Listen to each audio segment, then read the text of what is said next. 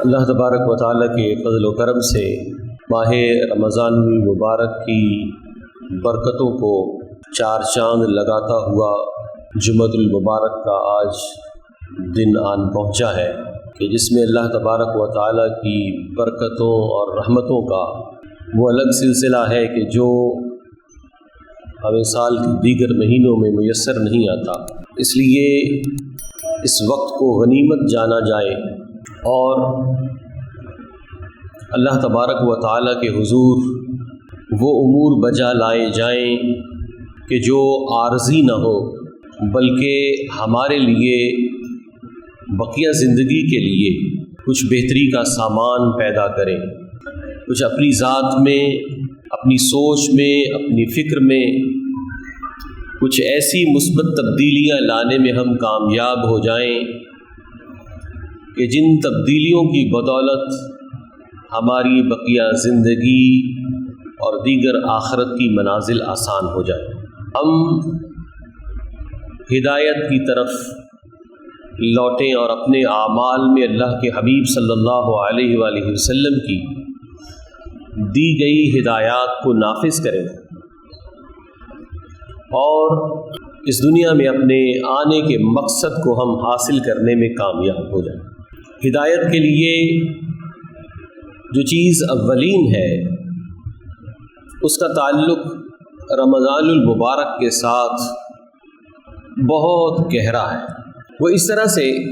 کہ اللہ تبارک و تعالیٰ نے قرآن کریم فرقان حمید میں یہ ارشاد فرمایا، شہر رمضان الذی انزل فیہ القرآن، کہ ماہ رمضان المبارک وہ عظیم مہینہ ہے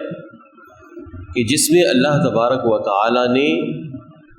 قرآن کریم فرقان حمید کو نازل فرمایا۔ یعنی یہ شہر القرآن ہے،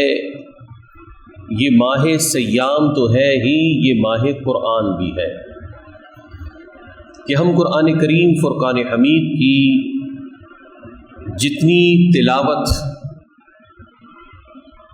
اس مہینے میں کرتے ہیں یا جتنا قرآن کریم فرقان حمید ہم اس ماہ مقدس میں سنتے ہیں وہ دیگر مہینوں میں میسر نہیں ہے۔ وہ ذوق اور وہ ماحول ہمیں رمضان کے علاوہ نہیں ملتا۔ تو اس ذوق اور شوق کا فائدہ اٹھایا جائے، اس موسم بہار کا فائدہ اٹھایا جائے کہ جو نیکیوں کے گلستان میں آئی ہوئی ہے۔ قرآن کریم فرقان حمید کے ساتھ ہم اپنی وابستگی کو مضبوط کرنے کی طرف راغب ہوں، کیونکہ ہم پر یہ نیکیوں کا جذبہ موسمی ہے کہ ہم آج اہتمام کے ساتھ جلد آئے ہیں، لیکن جیسے ہی رمضان المبارک چلا جائے گا تو ہم پھر ویسے ہی ہو جائیں گے۔ تو اللہ تبارک و تعالیٰ سے اس رمضان یہ دعا خصوصیت سے مانگی جائے کہ اے اللہ، جو نیکیوں کا جذبہ رمضان میں عطا کیا ہے، اس ماہ رمضان کے تصدق، یہ جذبہ میرا، یہ توفیق، یہ سارا سال میرے ساتھ چلے۔ تو اس کے لیے جو سب سے بنیادی بات ہے وہ یہ ہے کہ ہم قرآن کریم فرقان حمید کے ساتھ اپنے تعلق کو مضبوط کریں، کیونکہ قرآن کریم فرقان حمید کے ساتھ جو ہمارا تعلق ہے اگر وہ مضبوط نہیں ہوگا تو ہمارا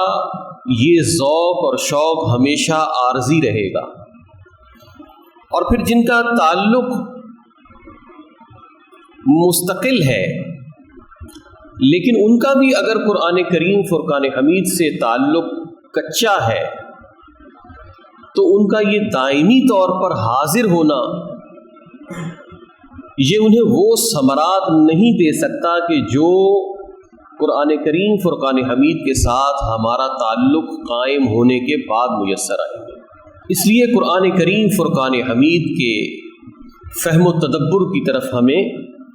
اپنے آپ کو گامزن کرنا ہوگا۔ قرآن کریم فرقان حمید کے فہم و تدبر کے حوالے سے बुनियादी तौर पर हम अगर देखें तो सहाबा इकराम अलैहिम रिज़वान, उनके अमल को हम देखें तो हमें ये रहनुमाई मुयस्सर आएगी, ये हिदायत मिलने का कवी इम्कान है कि हम कुरान करीम फुरकान हमीद के तदब्बुर की तरफ आएँ। क्योंकि हम तिलावत तो करते हैं, लिखा हुआ है उसको पढ़ लिया, लेकिन उसमें अल्लाह तबारक व तआला ने क्या रुमूज़ अता फरमाए हैं, क्या पैगाम हिदायत अता फरमाया है, उसकी तरफ हम राग़िब नहीं होते। हमने रट्टा लगाकर और पढ़ने का एक जो सिलसिला शुरू किया हुआ है, हम उसी पर अटक गए। जैसा कि छोटी क्लासेस में बच्चे को बाज़ औक़ात चीज़ें याद करवाई जाती हैं तो उसे रट्टा लगवा दिया जाता है कि ये बाद में समझ लेगा, लेकिन हमारी उम्रें एक हिस्सा गुजार गई हैं, हम उसी छोटे बच्चे की तरह कुरान करीम को समझने की बजाय बस उसको पढ़े जा रहे हैं। और हमारा ईमान है कि ये किताब हिदायत है, ये अल्लाह तबारक व तआला ने हिदायत के लिए नाजिल की है। तो हम कैसे इस किताब हिदायत के मानने वाले हैं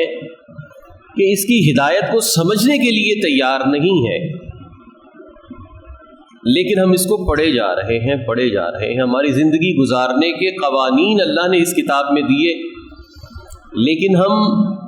अपने बच्चों को हिफ्ज़ भी करवा देते हैं तो हाफिज़ को भी कुछ पता नहीं कि वो क्या पढ़ रहा है। तो इसलिए फ़हम कुरान करीम फुरकान हमीद का इदराक, समझना, फ़िक्र व तदब्बुर करना, ये इंतहाई ज़रूरी है। आप देखिए कि सहाबा इकराम की जिनकी ज़ुबान अरबी, जिनके सामने कुरान नाजिल हो रहा है, उनका मामला क्या है। होता इमाम मालिक में हज़रत अब्दुल्ला इब्न उमर रज़ी अल्लाह ताला अन्हु के बारे में है कि आपने सूरह बकरा 8 साल में सीखी। कितने साल में? 8 साल में सीखी। तो अब ये सोचने की बात है कि जिनकी ज़ुबान अरबी है, जिनके सामने कुरान नाजिल हो रहा है, जिनके सामने साहिबे कुरान मौजूद हैं, वो सूरह बकरा के असरार व रुमूज़ जानने के लिए 8 साल सर्फ कर रहे हैं, और हम 1.5 साल में 2 साल में हिफ्ज़ करके फारिग हो जाते हैं कि अब जो है वो कुरान करीम हिफ्ज़ हो गया, अब मामला ख़त्म। हमने अपने बच्चे पर बहुत एहसान किया, उसको कुरान करीम पढ़ने के लिए मस्जिद में भेज दिया, मज़ीद उसके लिए एहतमाम किया तो घर में कारी साहब लगा लिए,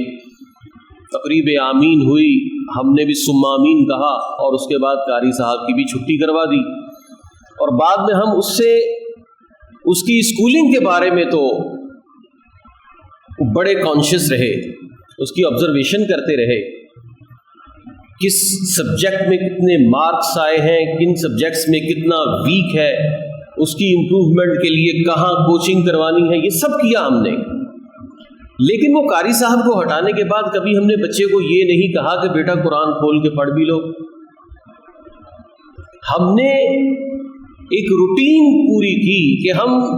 रिश्तेदारों में ये कह सकें कि ये ख़त्म कुरान कर चुका। तकरीब आमीन पर भी रिश्तेदारों को बुलाकर इस चीज़ का एलानिया इजहार कर दिया जाता है कि हम इस अजीम जिम्मेदारी से सुबुकदोश हो चुके हैं कि जो हम पे वज़न था बच्चे को कुरान पढ़ाने का, वो हमने उतार दिया। उसके बाद हम नहीं पूछते बच्चे से, जबकि हम इस किताब को आखिरी किताब मानते हैं, जबकि हम इस किताब को किताब हिदायत मानते हैं, जबकि इस किताब को हम अल्लाह तबारक व तआला का हमारे लिए जो आखिरी पैगाम हिदायत है, इसके बाद एक लफ्ज़ अल्लाह किसी पर नाजिल नहीं करेगा। तो जो फिर हम इसको ये मानते हैं कि ये दुनिया और आखिरत में इसकी तालीमात हमारी कामयाबी की ज़मानत है, लेकिन हमारा फोकस सिर्फ़ और सिर्फ वो दुनिया का उलूम है, और वो भी इसलिए है कि बच्चा अच्छा पढ़ लिख जाएगा तो हमारे बुढ़ापे के लिए एक अच्छा मज़दूर मुयस्सर आ जाएगा, कि जैसे हम इसके लिए मज़दूरी कर रहे हैं, ہم اس کو پال رہے ہیں، ہم کما کر اس پر اس کے ایکسپینڈیچر اٹھا رہے ہیں، تو یہ بڑھاپے میں اس کا ہمیں بدلہ دے دے گا۔ تو ہم نے تربیت میں قرآن داخل ہی نہیں کیا بچے کے، ہم نے بچے کو پالا ہے، تربیت نہیں کی۔ حالانکہ جانور جو ہے وہ بھی اپنے بچوں کو پالتے ہیں، لیکن وہ جو جانور پالتے ہیں وہ اس فیلڈ کے تمام معاملات بھی اپنے بچے کی تربیت میں شامل کرتے ہیں، لیکن ہم انسان ہیں، ہم مکلف ہیں، ہم سے دنیا و آخرت کا حساب ہے، لیکن ہم اس معاملے میں بالکل لا یعنی فکر کا شکار ہیں کہ ہم اپنے بچوں کو قرآن کی طرف راغب ہی نہیں کرتے۔ بچوں کو کیوں نہیں کرتے؟ کیونکہ جب ہم بچے تھے تو ہمارے ساتھ بھی ایسا ہی کیا گیا، ہمارے ساتھ بھی ایسے ہی کیا گیا، ہم نے بھی آگے ایسے ہی کرنا ہے۔ تو بھیڑ چال اور کس کو کہتے ہیں کہ جیسے ہمارے ماں باپ نے ہمیں بغیر سمجھے ایک بار قرآن پڑھا دیا، اس کے بعد کوئی موت میت ہو گئی تو اس میں ہم نے قرآن پڑھ لیا، جس کا اب تو وہ بھی رواج ختم ہو گیا کہ اب تو موت میت پر بھی مدرسے سے بچے بلا کے قرآن پڑھا لیا جائے، گھر کے بچوں کو فرصت نہیں ہے۔ یعنی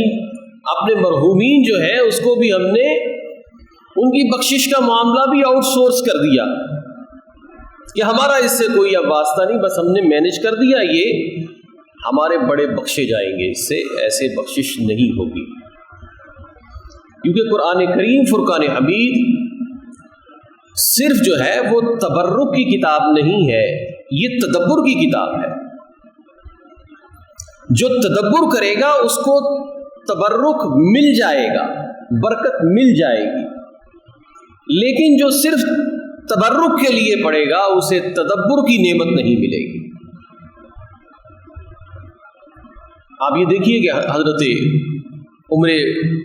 فاروق رضی اللہ تعالیٰ عنہ، خلفائے راشدین میں دوسرے خلیفہ، آپ نے سورہ بقرہ 12 سال میں تکمیل کی۔ کتنے سال میں؟ 12 سال میں۔ ہمارا یعنی کہ تعلیمی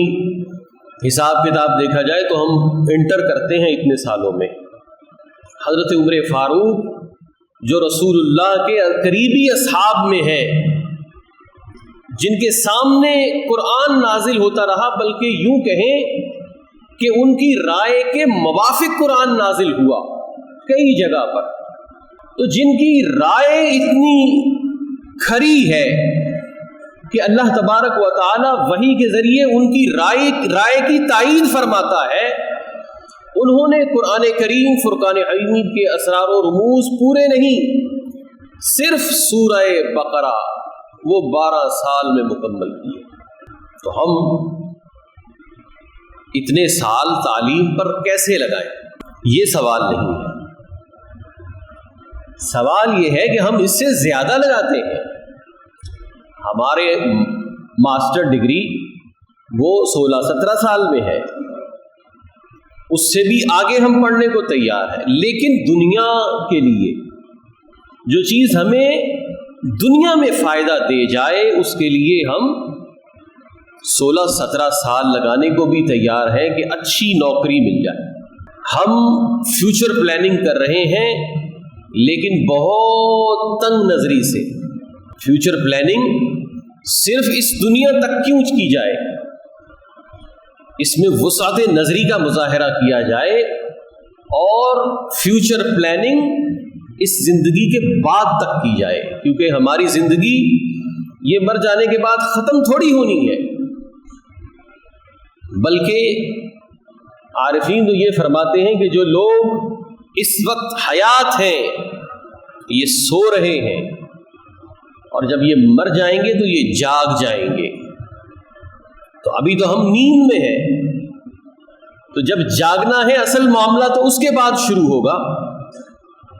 تو جب اصل معاملہ شروع ہونا ہے اس کے لیے ہماری پلاننگ زیرو ہے۔ تو ہم تعلیم کے لیے، میں یہ نہیں کہتا آپ سے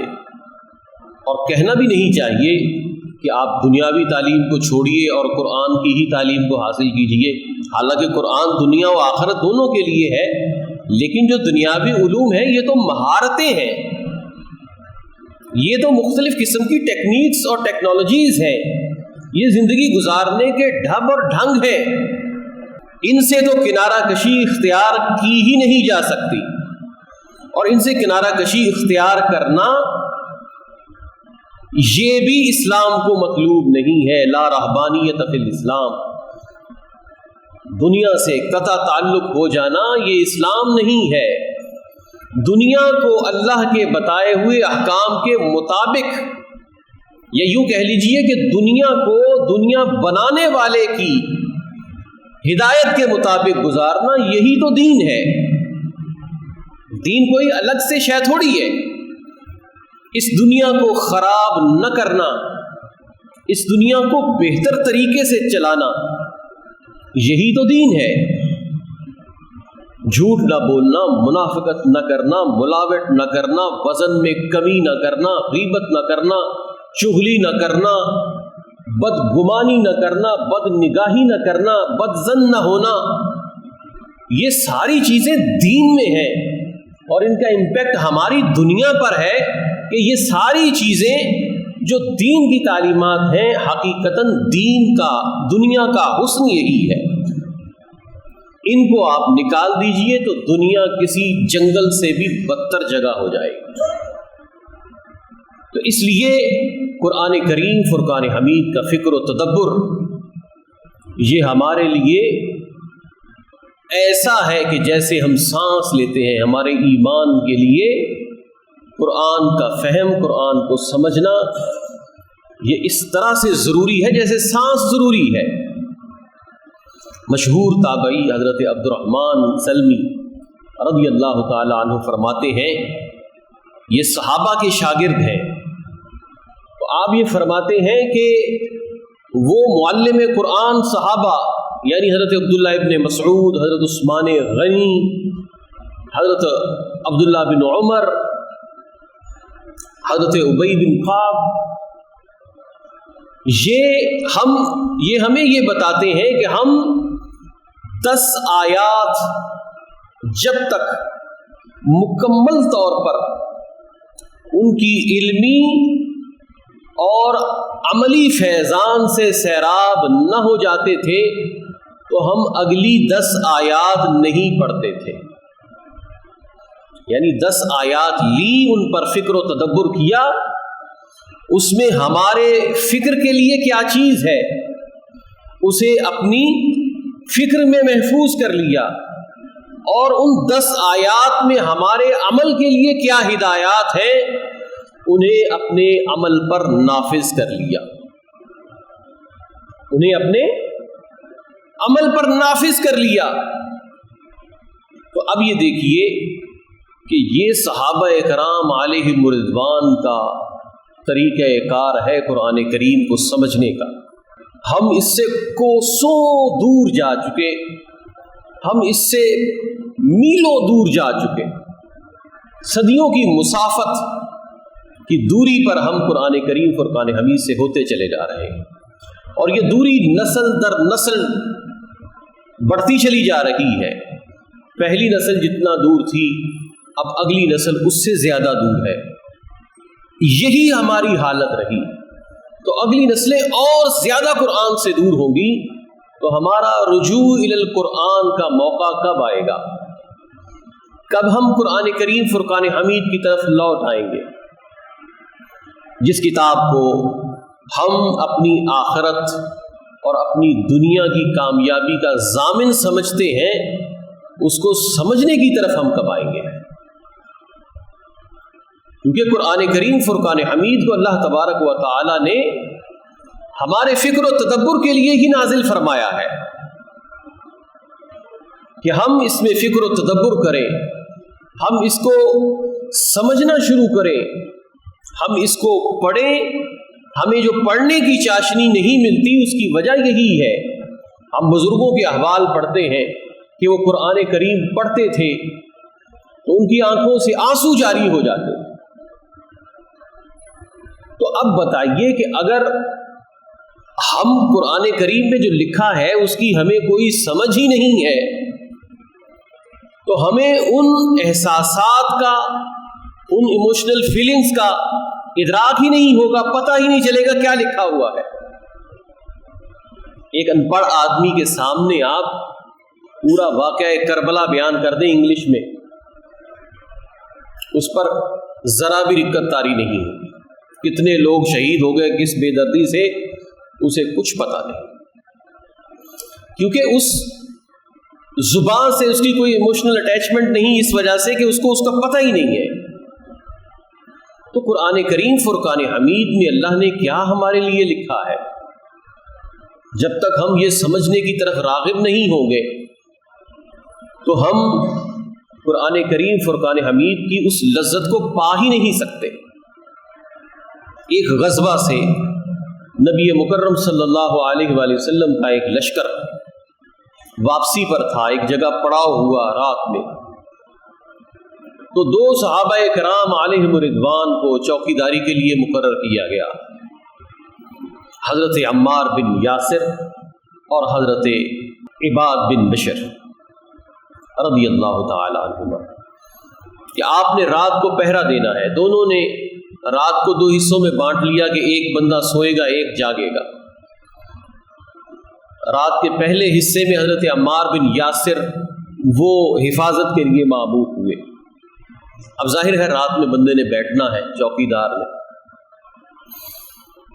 تو کرنا کیا ہے، صرف دیکھنا ہی ہے۔ تو حضرت عمار بن یاسر رضی اللہ تعالی عنہ نے یہ سوچا کہ وقت فری ہے،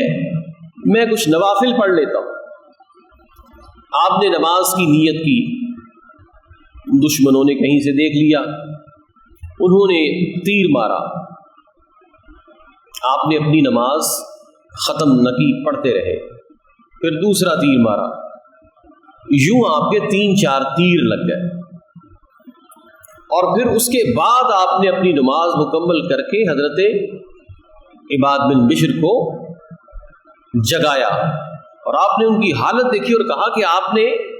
جب ایک ہی تیر لگا تھا تو مجھے کیوں نہیں جگایا؟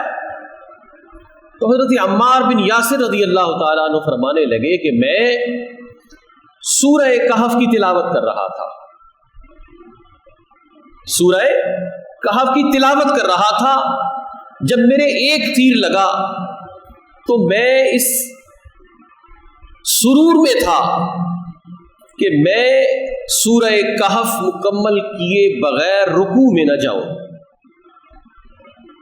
پھر دفعتاً مجھے دوسرا تیر لگا، تیسرا تیر لگا، تو جب مجھے یہ لگا